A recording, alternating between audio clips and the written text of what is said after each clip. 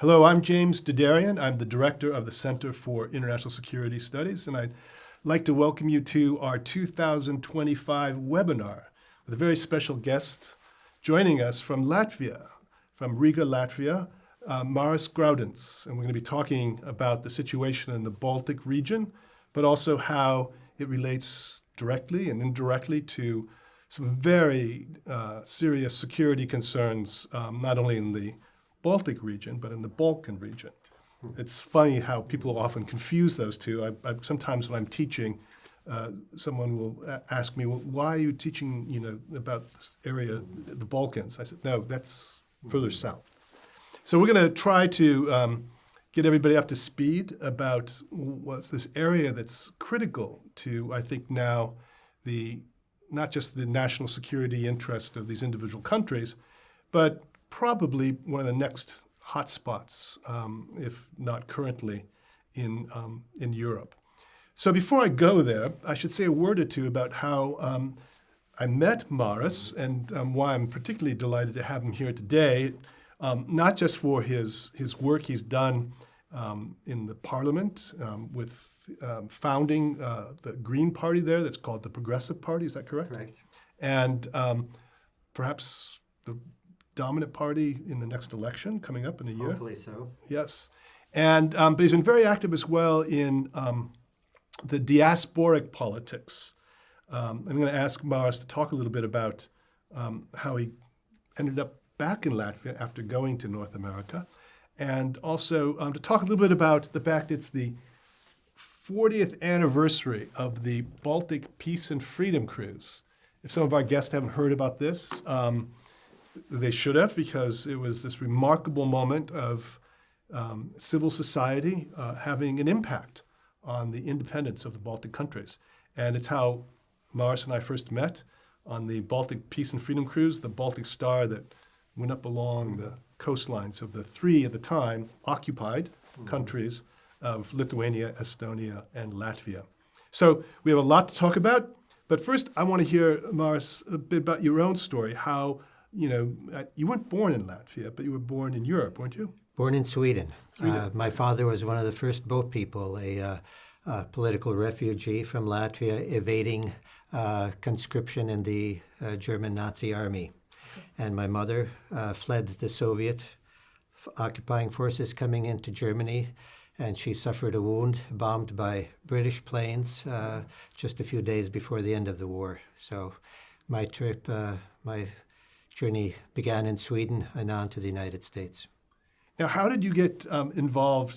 I guess you never left Latvian politics growing up, because I know the Latvian community in the United States is very much connected to the home country. Yeah, true, James. In my family, we also had a history of political involvement in Latvia in the parliament on my mother's side. So the concept that we were political refugees was ingrained in my mind from the very beginning. And when I returned to occupied Soviet Latvia as a tourist in the 70s, that just simply intensified that feeling of being a political refugee, plus the sense of injustice became much more prominent in my political work, and that led me to be a political activist, a Baltic political activist, organize this media event, the Baltic Peace and Freedom Cruise, to protest the Soviet occupation, which eventually led me back to Latvia and politics in Latvia. Now, where did you get the idea for this Baltic Peace and Freedom Cruise? And tell us a little bit about it, because it is quite a remarkable event. In 1985, you had, the Rainbow Warrior had been sunk as a protest. The KAL airliner had been shot down by the Soviets over the Korean Peninsula. It's a kind of a risky move, wasn't it? Getting all these people together, including myself. I didn't know about this risk that I was getting involved in, but what was your thinking behind this? Well, with the support of about 77 United States congressmen, and with 55 international media being on board, I think the risk was quite minimal. But certainly the fact that we had Soviet patrol boats, torpedo boats coming across our path at a rather in a very speedy fashion. I remember that distinctly. It lent quite a bit of intrigue to the cruise. The fact that the Soviet Union felt so insecure about its own self and about the occupation in the Baltics engendered a massive public relations attack upon us for being third-generation fascists and a piratic ship. And this created the media attention. It wasn't often that the Baltic states got on the front page of the International Herald Tribune, and 2,000 global media articles spoke to the fact that this was something that people considered to still be relevant. And that's what we wanted to do, to regain a sense of relevancy for the unjust peace in Latvia. It was no peace. It was we were occupied countries, and this was perhaps a first step toward the national popular fronts in the Baltic states, which only 2 years later began to. The first mass demonstrations began to take place in Latvia and in the Baltics, leading to the popular fronts, leading to independence by peaceful means, just as the Helsinki Accords provided. No, it was quite remarkable because at that point, Gorbachev had not shown his reformist, side yet, and indeed it was, in my mind, being on board the ship as a peace activist. I have that in scare quotes because I wore many hats, but at the time there was looking for a third way between, the two blocks. Maybe the Baltic countries could mediate that. Do you still see the Baltic countries in that role, or now that you've joined NATO, it's not the case anymore? Well, James, on the board, you were an expert who admonished us that the Baltic states may regain their independence, but if we become sacrificial pawns in great power politics, we're likely to lose our independence. And Latvia has taken a dual-track approach, I imagine. Some of us at that time foresaw that the Soviet Union would disintegrate and the Baltics would regain their independence. Alexander Stromas, a Lithuanian Jew, being most prominent among them. But many did not foresee the fact that we would be able to join NATO. I certainly couldn't conceive of that, why that would be in the United States' interest. But thanks to George Bush and the after effects of the 9/11 destruction in the United States, there was a more open-ended approach toward NATO expansion. So we were able to join NATO. So in the short term, we have been able to take advantage of rather powerful, I would say, NATO support, and at the same time maintain an emphasis, as you recommended back then, to focus on international norms, international law, human rights. We're doing both of these. This presumption of NATO support for us, that the U.S. cavalry is going to march in and save us if should there be an aggression, is probably exaggerated. Yeah. In closed quarters, people speak a little bit differently. The ministers and government officials still will not proclaim that the emperor has no clothes. Obviously, though, Trump has made it quite clear from his indecisiveness, his moodiness, and his shrugging of soldiers, saying that we live in a tough neighborhood, and who knows if he'll protect the Baltic states. It's all rather inconclusive. So as long as we can keep we have 10,000 NATO troops in the Baltics right now, and rather strong support. But for the longer term, that's perhaps a question that we want to develop. For the longer term, we're certainly going to be relying more so on our regional neighbors in NATO, with Sweden and Finland coming in to make it more of a allied Baltic Sea, the Baltic Sea, and to focus on European strategic autonomy, because as Trump says, there's an ocean on both sides of us, and that ocean may prevent a rapid response to any future crisis. For a long time, there was this reliance on, of course, the United States nuclear umbrella to deter possible Soviet and then Russian aggression. But always part of the equation here was that if push came to shove, would a U.S. president be willing to give up, say, Chicago for, let's say, Riga? And increasingly under this administration, that seems to be not the case. So in that regard, it seems to make sense to have more of a third way, a European force that could help provide that. And with France having the force, the FRAP, as they call it, its own nuclear weapons, could you ever imagine that there would be a NATO in which the U.S. plays a lesser role, and it's really Europe for Europeans? Well, yes, I did imagine that. And 6 years ago, I warned the Latvian defense community in an article that we need a plan B. And of course, people who mention those kind of things in Eastern Europe tend to be ridiculed a little bit. But we are now at that stage where plan B is actually plan A. We still give lip service to the major role that the United States plays, and it does play that role in the short term. But we have to remember that it's not the Brussels Military Committee, led by an American general at this stage, that makes decisions. The language we hear from them shows that 100% everything is operative and ready to go should there be a crisis. But we have to remember that the NATO treaty allows for individual countries to make that decision, to make the decision on what level of support is necessary should another country be the victim of aggression. And that's what creates quite a lot of question marks for NATO.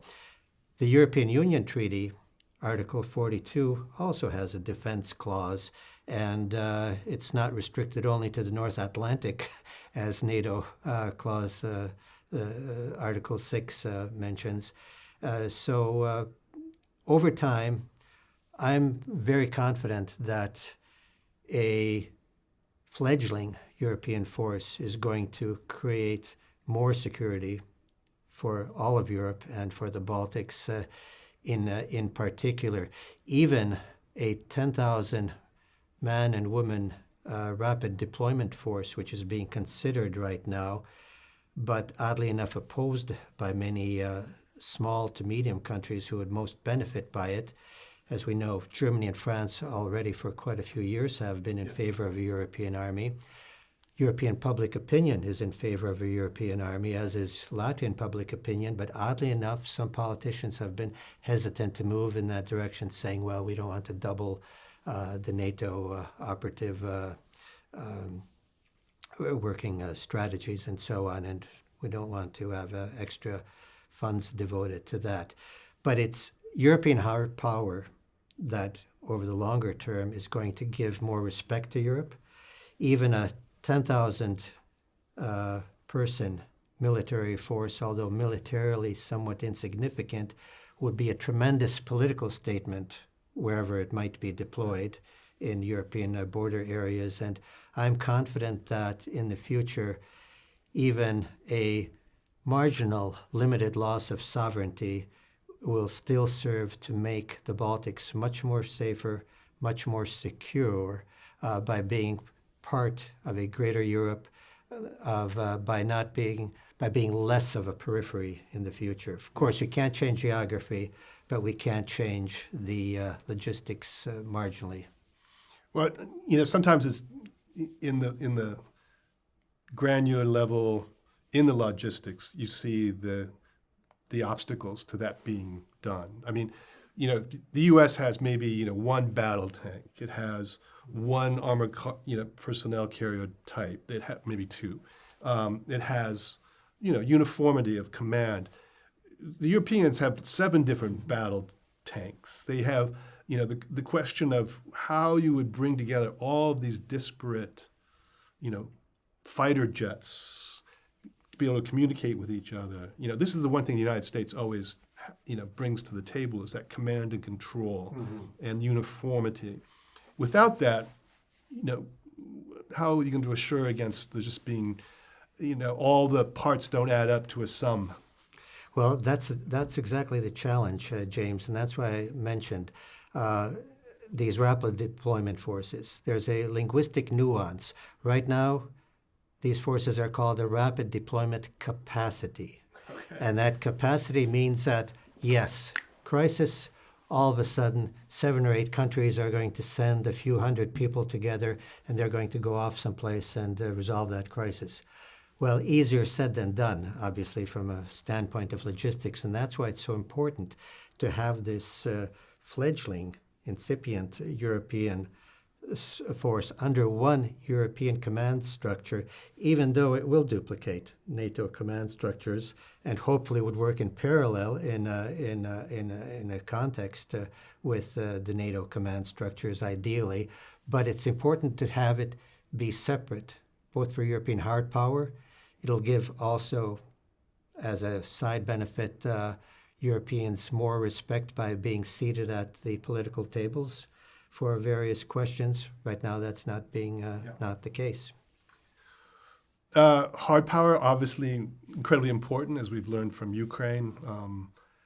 As a deterrent, but also, if necessary, to fight wars. Mm-hmm. But right now in the Baltic region, there's gray wars going on, gray zone. We hear about fiber optic cables being cut, disinformation campaigns, drones going into the airspace of Latvia and Lithuania and Poland, but also fighter jets. This is quite alarming, and yet because we're focused so much on Ukraine, this seems not to be getting much attention these days. Well, I think over the course of the past few years with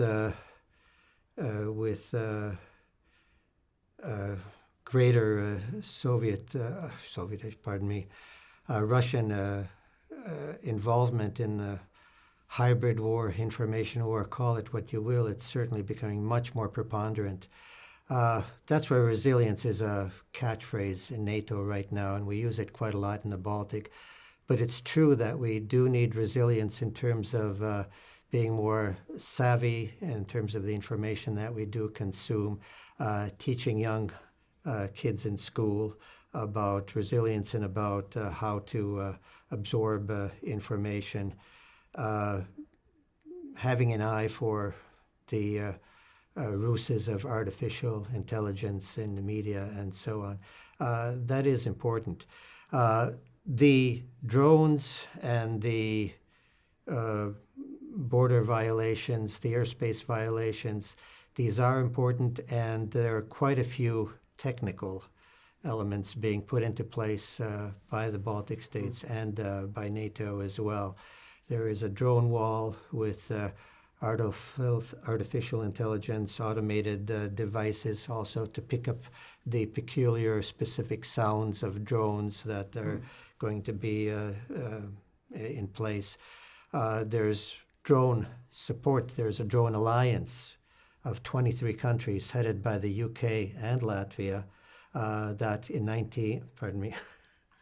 2024 alone provided 2 billion euro of support for drone warfare in the Ukraine. And of course, Ukraine, as of now, probably has the most capable army in Europe and superb drone technology in place. So they're going to be a big support for Europe per se also in the future.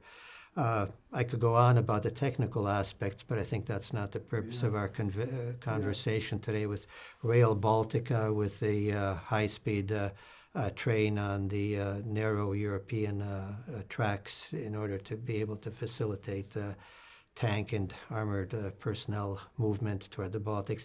There are a lot of technical aspects that are being put in place right now, but it's the information war, the hybrid war, that is the most dangerous, the war for the hearts and minds of people, and it's convincing to many, as we see by Brexit and even in the United States, as we saw by Trump's first victory in the election campaign. So yes, it's we have the NATO Center of Excellence right now for information and hybrid warfare in Riga right now, so that's a sign that Yeah. the Baltics are involved. Well, it's certainly, if you went back 40 years, the Baltic Peace and Freedom Cruise, you used soft power as, I don't even think there was soft power yet in the name of it. People power. People power, right. I prefer that, but then Joseph Nye coined this new term, and that's all we talk about. But I think that there is room for maybe something different than simply, yet again, a new Cold War. You were very active in this, and I think that's why I was on the cruise, for the idea of maybe a Nordic nuclear-free zone. You know, does that have any purchase anymore, any traction? Well, this is another idea that I raised in a conference about 3 years ago, where you're also participating as an expert, sponsored by the Friedrich Ebert Stiftung in the Baltics. And I tried to reinvigorate this idea of a Nordic-Baltic nuclear weapons-free zone, which, of course, in most respects, in today's world of hypersonic delivery vehicles, there's really not much military purpose to it. But to my mind, there's tremendous political meaning for initiative of this sort. First of all, the old adage, if the cannons are silent, the diplomats may speak. The process of communication, which was actually quite broad during the Cold War period, is negligible now. In fact, it's either closer to zero than negligible. And it's very important to reinvigorate this sense of communication with your enemy, with opposing forces, in order to get the process of negotiation started, to avoid misperceptions that can lead to accidental nuclear conflicts, accidental conflicts. All this is very important, and but we're fighting against the views of experts who, in response to this, mentioned, and let me quote an expert from Latvia called Toms Rostoks, a professor, who said, "As of now, I can't imagine any arms control agreement that would be beneficial to Latvia." Well, this is going overboard a little bit. Sure, the war mania and the sense of insecurity that Ukraine has engendered is important. It's a bit of a roadblock. It's helped us to become more secure because now we realize what we need to do with our neighbors and with our European allies to be more secure. But at the same time, it's been detrimental because if we want to have peace, and there are very few good wars, if perhaps even no good wars, then we need to work for peace. That's what the countries who signed the Kellogg-Briand Pact mentioned. If we want peace, work for peace. And right now, frankly, very few people are thinking about that, what we need to do for peace. How to demilitarize the Kaliningrad exclave. Do we really need nuclear burden sharing in so many NATO countries? Do we need to have possibly nuclear armed warships coming into Baltic ports? Or would it be better to have this symbolic Nordic-Baltic nuclear-free zone as a step towards diminishing tensions as a denouement? Yeah, I hear, reverberations of this in the Indo-Pacific.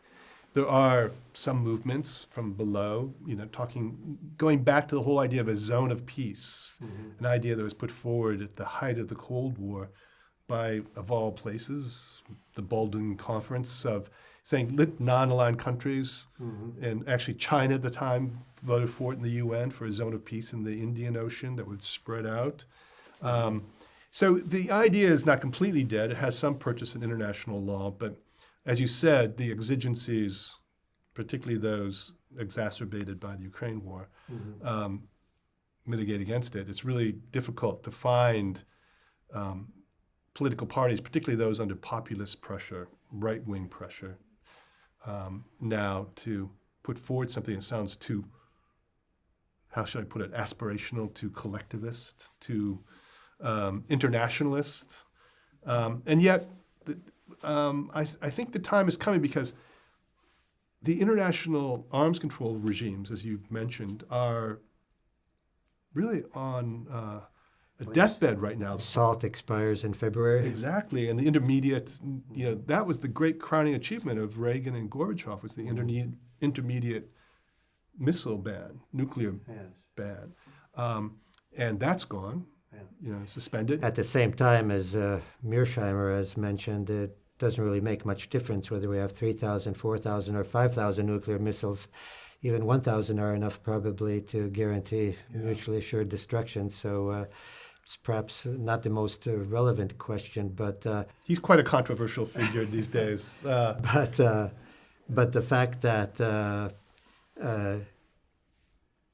resuming some semblance of SALT talks, some semblance of arms control, would do much in order to restore the channels of communication that can be very important to avoid accidents.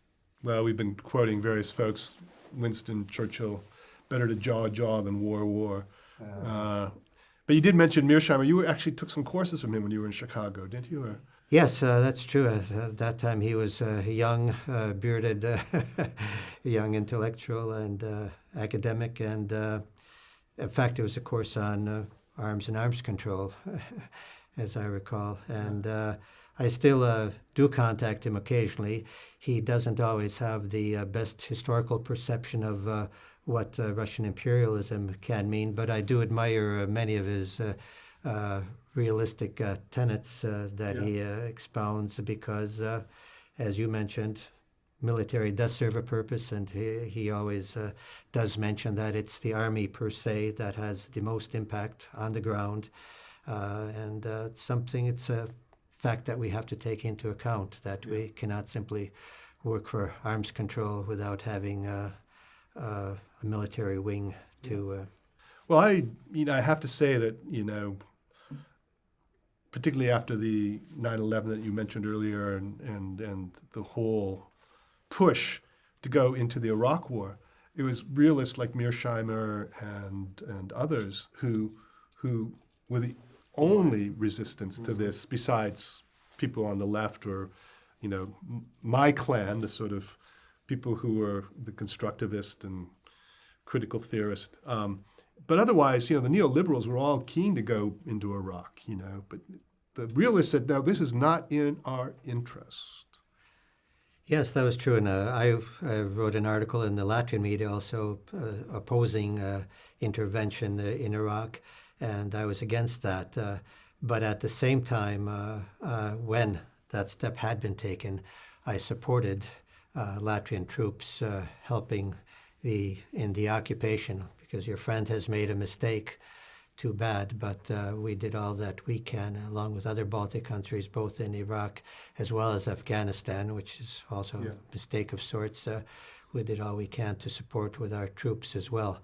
So this is something that perhaps has gone past Donald Trump's purview, where he accuses other countries of not doing enough to help the United States, but it's to the contrary. Yeah.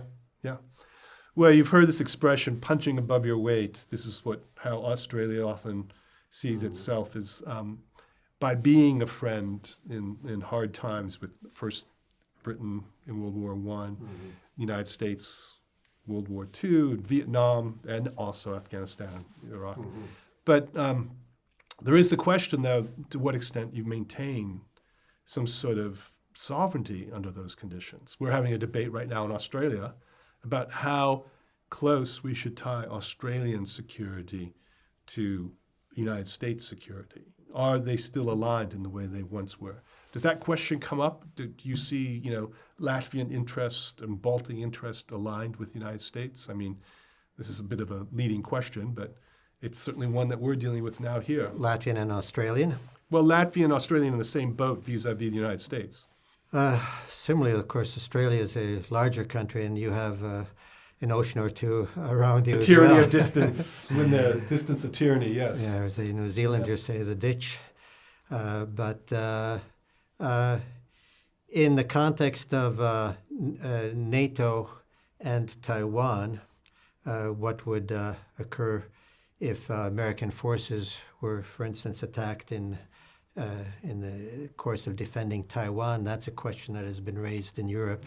And of course, as I mentioned, it's Article 6 of the NATO treaty, which mentions the North Atlantic and the European areas being the purview of NATO. So whether or not we would have a formal mandate to obligatorily support the United Under States Article 5, yes. is certainly a question vis-a-vis Taiwan. And that's where Australian interests and European interests tend to converge into this question of to what extent do we support and how much. I think Australia is much closer.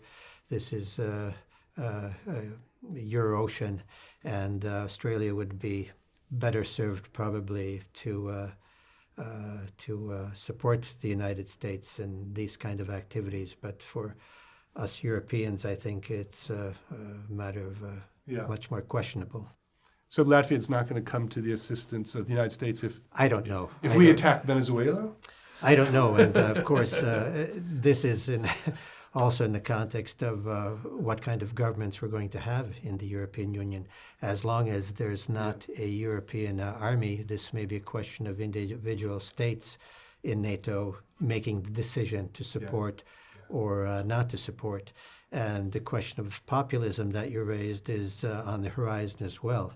If Nigel Farage in the United Kingdom with his Reform Party should take office in 2 years, if Marine Le Pen in France should take office after the next elections, it can certainly change all bets are off. Quite a few things. And even Germany, where there's a strong coalition against the anti-immigrant AfD, which is quite friendly to Putin in the sense that it's not pro-Ukraine, even they, with 33 or 35% of the vote, might be on the verge of having a passive role in the coalition, if nothing else.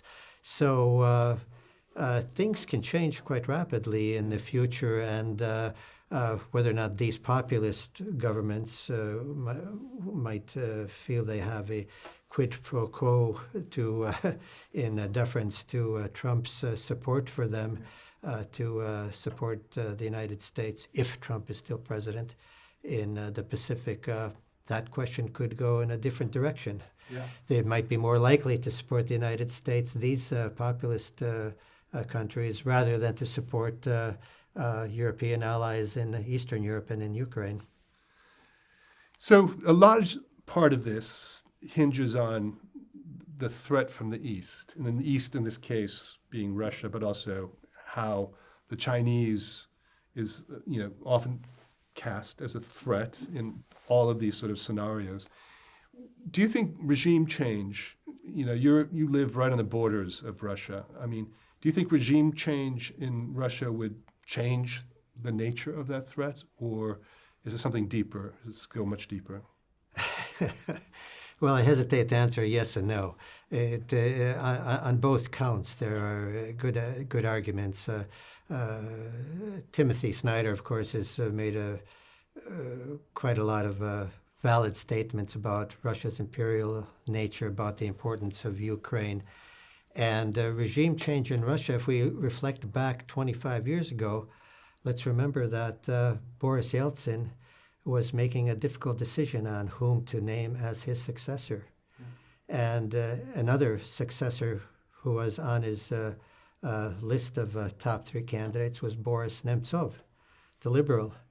And history may have transpired quite differently if Boris Nemtsov would have become the next president of Russia. But on the other hand, I think there is this national interest for all great powers, and Russia would still be somewhat of a great power, or a wannabe great power, as some people have called it, with nuclear weapons.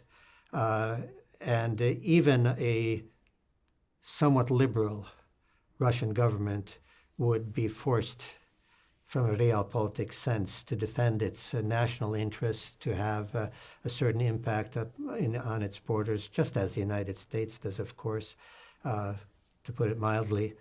And even a democratic liberal Russia would have an interest in having the Baltic states be somewhat compliant with its foreign policy.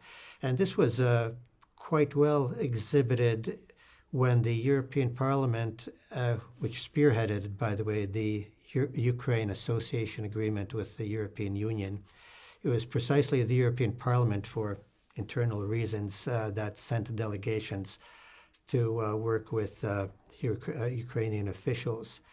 And Jack Matlock, the U.S. ambassador in Russia, and many other Western officials, all to one said that Ukraine accession to NATO is a red line for all Russians, not only for nationalists, not only for militarists, but also for liberal democratic Russians. They still had some kind of subconscious feeling that they would be threatened by NATO on their borders for whatever reason. And of course, it's maybe true in the small Baltics, but for large Ukraine, it was a red line for democratic forces in Russia as well. So this is where there are specific Russian interests, and some are fond of saying that each country has its own idiosyncrasies, its own insecurities, and whether it's Russia's insecurities about being conquered by the Mongol hordes or whatever, but they don't have natural boundaries. And of course, the Balts say, well, they're such a big country and they're so powerful. But you sometimes have to place yourself in the shoes of your opponent to see how they might feel. Well, there are limitations to the whole historical, look in the rearview mirror, what if. But I'll never forget, I was asked to go teach at Vilnius after the fall of the Berlin Wall. Huh. And my job was to sort of teach something other than Marxist-Leninism to 100 international relations scholars from all over the periphery of the Soviet Union, now Russia. And I'll never forget, I had an interview with the Russian ambassador in Vilnius. And he was a wonderful cosmopolitan, guy, very, I thought, historically minded. But the one thing I'll never forget he said, the red line, just as you put it, for us, is if Latvia, Lithuania, Estonia joins us NATO. Uh-huh. And I've never forgotten that, because I don't think, I don't think Matlock had come out and said anything yet about it. Kennan might have, George Kennan, saying it would be a mistake.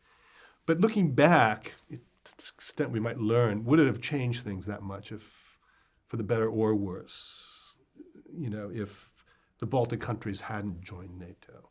Or, it certainly gave fodder to Putin's paranoia, but also, in his view, realpolitik, that I had an agreement with George Bush, or rather with his Secretary of State Baker, that this would not happen. Mm-hmm. And yet it did. Well, at that time, when the Soviet Union disintegrated, there was no conception that something like this might occur. It wasn't on the drawing board when the so-called promise was or was not made to Gorbachev that there would be no NATO troop deployments in East Germany and onward. Nobody at that time could conceive of the Baltics joining NATO, so it wasn't even a topic of discussion. So to my mind, with and Applebaum and all the others who say that there never was such a promise made, it's not really reflective of the situation at the time. And I think that it's not the question of the three small Baltic countries being in NATO, although we are contiguous to Russia. But whether or not we might be in a better position is the question as to whether or not potential NATO membership should have been offered to Ukraine and Georgia. We know what happened in Georgia as well. I think that's the more relevant question. And to mention this in Latvia again today is an unpopular opinion with the ongoing aggression in the Ukraine, but to consider whether or not things may have transpired differently is, I think, a very valid question. But in the current political environment in Eastern Europe, people say, well, no, it's in the Russian DNA. They would have attacked in any event, and they're simply blatant imperialists. But that's a question that we can't answer, obviously. No. Well, maybe it's time for another Baltic Peace and Freedom cruise. Well, in the Azov Sea or in the Black Sea, it would be interesting if there were enough media and politicians on board. I'm sure that it would not be sunk outright. But, well, it is, it's easy to become jaded when faced with so many dire and often seems to be bleak futures around the world in our field of international relations, international security. But this was a moment of hope, the Baltic Peace and Freedom Cruise. And I want to commend you and your co-organizers, because all too often we don't understand that, how a small event with low probability of success can have profound consequences. And I guess that's the idea behind chaos theory. And we do live in an interconnected world, and small little events, that little butterfly beating its wings, catalysts. Yeah, can have big storms in other parts of the world. So I want to thank you for joining us today, and I want to thank you for 40 years ago putting this together, and it certainly helped reshape my worldview and why it was important to pay attention to the Baltic countries, and why it was important to be open-minded about change from below. So thank you very much for coming here, and I want to thank the audience. We'll be carrying on this conversation, hopefully for the next Baltic Peace and Freedom Cruise. I'll be able to, where do you want to do it in the Azov Sea? That sounds very dangerous. But I think there is another opportunity for to revisit this question of nuclear-free zones, not just in the Baltic, but the Indian Ocean, and maybe even close into Australia. So thank you very much for triggering some new thinking about that, and we wish you well during your time in Australia. I hear you have a daughter who's an Olympic-level volleyball player who's going to be playing in the World Championship. That's true, in Adelaide. In Adelaide. I wish her luck. Who's her competition? The biggest? Brazilians, Americans. Brazilians, Americans. There you go. Okay. Well, thank you again. And this is Māris Graudins from Riga, Latvia. Pleasure to be here. Thank you, James.